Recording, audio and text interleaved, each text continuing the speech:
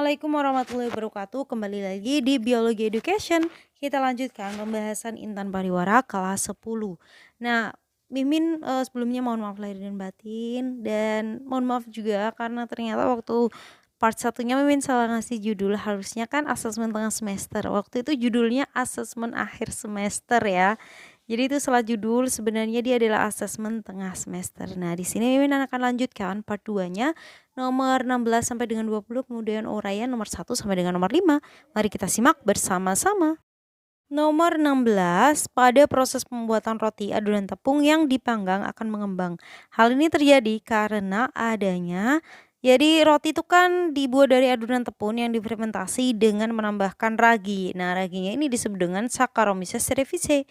Ragi kalau dalam proses fermentasi itu bisa menghasilkan karbon dioksida dan juga alkohol. Lalu apa sih yang menyebabkan si adonannya menjadi mengembang? Itu karena adanya karbon dioksida yang terjebak di dalam adonan. Jadi jawabannya adalah yang E. Nomor 17, perhatikan tabel berikut. Contoh tumbuhan 1, 2, dan 3 berdasarkan karakteristik pada tabel tersebut secara berurutan adalah. Jadi dilihat dari karakternya, kalau untuk tumbuhan 1 itu adalah tumbuhan spermatopita dari kelas dikotil. Kalau tumbuhan 2 itu adalah bryopita, sedangkan tumbuhan ketiga adalah pterodopita. Jadi contoh tumbuhan 1, 2, 3 yang sesuai dengan karakteristiknya secara berurutan itu adalah si Artocarpus nangka, kemudian Artocarpus itu nangka ya, lalu si Artocarpus fusiformis itu lumut tanduk, sedangkan Adiantum itu adalah suplir. Maka jawabannya adalah yang B. Nomor 18, tanaman ketela pohon dan karet dapat dikelompokkan ke dalam tingkat takson paling rendah. Nama takson yang dimaksud beserta ciri khasnya adalah, jadi tanaman ketela pohon dan karet itu kan dikelompokkan ke dalam divisi spermatopita atau tumbuhan berbiji. Nah, subdivisinya itu di angiosperma ya, tumbuhan berbiji tertutup, yang artinya bakal bijinya itu dilindungi oleh daun buah. Kelasnya dia kelas dikotil. Jadi bijinya berkeping 2, familinya Euphorbia atau Euphorbiaceae ya biasanya nyebutnya. Iya, Cae. Kalau ada familia kan pasti kayak gitu. Karena batangnya mengandung getah. Jadi tingkat takson paling rendah dari tanaman ketela pohon dan karet itu dari familinya Euphorbiaceae. Jadi jawabannya adalah yang C. Nomor 19, hewan tersebut dapat dikelompokkan ke dalam kelompok yang sama dengan, jadi gambar di soal ini kan kupu-kupu. Kupu-kupu itu Attacus atlas. Nah, kupu-kupu gajah itu sejenis dengan ngengat yang berukuran besar. Keduanya itu termasuk ke dalam filum Arthropoda yang artinya mempunyai kaki berruas-ruas dan juga tubuhnya simetris bilateral. Tubuh kupu-kupu gajah itu terbagi menjadi 3 bagian, yaitu ada bagian kaput, toraks, dan juga abdomen. Nah, dengan rangka luarnya yang terbuat dari bahan kitin. Kalau kupu-kupu gajahnya itu dapat dikelompokkan ke dalam kelompok yang sama dengan pengerek batang ya. Jadi kalau yang si Kima raksasa itu yang Tridacna dan juga Achatina itu termasuk kelompok dari moluska, berarti bukan. Maka jawaban yang paling tepat di sini adalah yang E. Nomor 20, Ahmad mengamati beberapa jenis hewan seperti berikut. Beberapa hewan tersebut dikelompokkan ke dalam satu kelompok yang sama karena memiliki nama takson dan ciri tubuh yang sama. Nama takson dan persamaan ciri hewan tersebut yang benar adalah, jadi yang dia dalam takson yang sama itu hewan-hewannya adalah si udang dan juga kepiting. Jadi udang dan kepiting itu masuk ke dalam krustasea karena memiliki persamaan ciri, yaitu kakinya ada 5 pasang, kemudian pada bagian cephalotoraxnya ada sepasang antena. Ada 2 pasang antena. Maka di sini jawabannya adalah yang E. Oke, kita lanjutkan di bagian B nomor satu. Harimau dan singa termasuk hewan pemakan daging. Apakah kedua hewan tersebut memiliki kekerabatan yang dekat?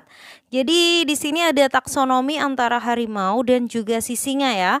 Mereka kingdomnya sama, Animalia, filmnya Chordata, kelasnya sama-sama mamalia, bahkan ordonya mereka sama di ordo Carnivora, familinya di famili yang sama juga. Genusnya sama, hanya spesiesnya saja yang berbeda. Di sini bisa kita lihat bahwa tingkat takson terendah pada genus yaitu si Pantheranya ya. Jadi sampai genus mereka tetap sama, yang membedakan hanya bagian spesiesnya saja. Oleh karena itu dikatakan bahwa harimau dan singa memiliki kekerabatan yang cukup dekat. Nomor 2, warga desa makmur akan mengadakan reboisasi di lahan gundul sekitar desa. Kegiatan ini bertujuan untuk mencegah terjadinya longsor ketika musim hujan. Di desa tersebut sudah disediakan 2 jenis bibit, yaitu oleh pemerintah desa setempat ada palem dan juga ketapang. Bibit mana sih yang sebaiknya ditanam oleh warga? Nah, berdasarkan kriteria untuk reboisasi, tanamannya itu adalah tanaman yang mampu menyimpan air dengan baik dan juga tumbuh di lahan yang terbuka. Jadi bagus gitu loh, dia mudah berkembang biak juga. Nah, di sini yang punya sistem perakaran yang baik itu adalah tanaman dikotil.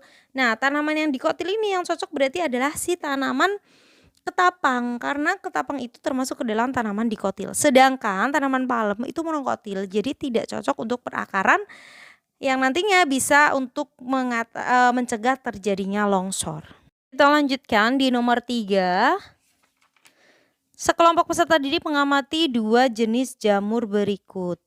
Nah, kedua jamur tersebut mempunyai struktur berbeda oleh karena itu peserta didik itu mengelompokkan ke dalam kelompok yang berbeda. Jamur A itu masuk ke dalam kelompok Basidiomycotina, sedangkan jamur B masuk ke dalam Zygomycotina. Benar atau tidak? Jadi jamur A dan jamur B ini ternyata mereka termasuk ke dalam kelompok yang sama ya. Jamur A ini disebut dengan Pleurotus, sedangkan jamur B itu Pusinia. Nah, keduanya itu berkembang biak dengan cara menghasilkan Basidiospora. Oleh karena itu, keduanya masuk ke dalam Basidiomycotina. Jadi pengelompokan yang dilakukan peserta didik di sini kurang tepat. Nomor 4, Gymnospermae diklasifikasikan menjadi 4 kelas. Ada Cicadinae, Ginkgodinae, Gnetidinae, dan Coniferinae. Di antara keempat kelas tersebut, Gnetidinae dianggap lebih maju dibandingkan kelas yang lain. Kenapa demikian? Jadi untuk kelas Gnetidinae atau disebut dengan melinjo, itu dia memiliki struktur anatomi yang unik, terutama di sistem pembuluhnya yang mendekati tumbuhan Angiospermae. Selain itu, Gnetidinae juga mempunyai perhiasan pada strobilusnya. Nah, dalam perkembangan lebih lanjut, perhiasannya akan menjadi mantel yang menyelubungi biji seperti pada tumbuhan Angiospermae. Jadi kayak mirip punya pelindung biji gitu, padahal bukan sebenarnya. Nomor 5, Dito menemukan siput di halaman rumahnya. Setelah mencari informasi dari berbagai sumber, Dito menyimpulkan bahwa hewan tersebut memiliki tubuh simetri bilateral. Benarkah? Nah, benar nih ya. Jadi kenapa? Karena siput itu termasuk ke dalam kelompok moluska. Moluska itu hewan yang memiliki bentuk tubuh simetri bilateral. Karena bagian tubuhnya tersusun bersebelahan dengan bagian yang lain. Jika dilakukan pemotongan melalui mulut hingga anus, akan diperoleh bagian yang sama antara sisi kanan dan sisi kiri. Oke, sekian pembahasan kita kali ini. Semoga bermanfaat. Terima kasih. Wassalamualaikum warahmatullahi wabarakatuh.